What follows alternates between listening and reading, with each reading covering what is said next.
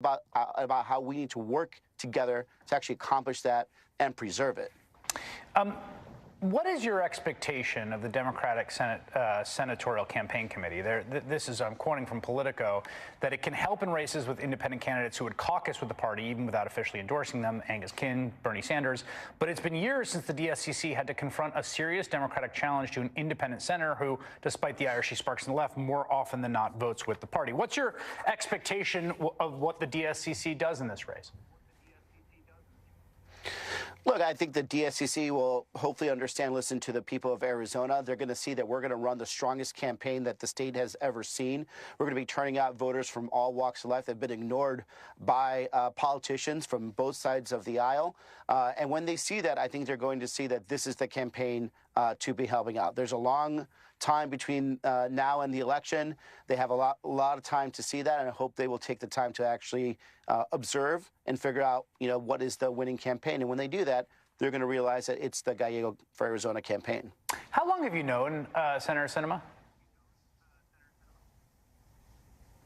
About since 2006, so close to 17 years, I guess.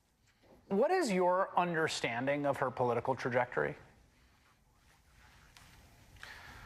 I've known her political trajectory since almost day one. We've served in the State House together, and then in Congress, and then in the Senate.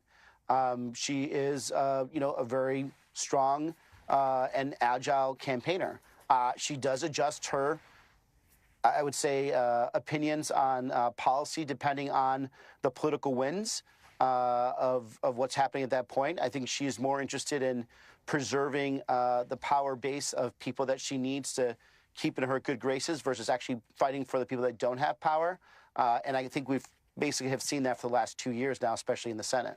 What are 3 areas of policy where you would be voting differently or working differently than the incumbent senator?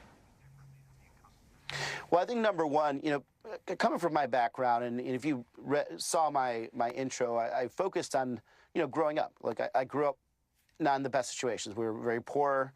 I, slept on a bed for many years. My first bed was actually my college dorm room bed. It was a bunk bed, and I was still just excited to even have that.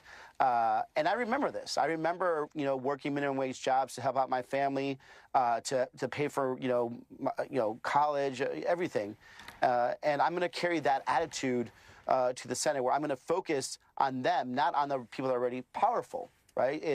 And power.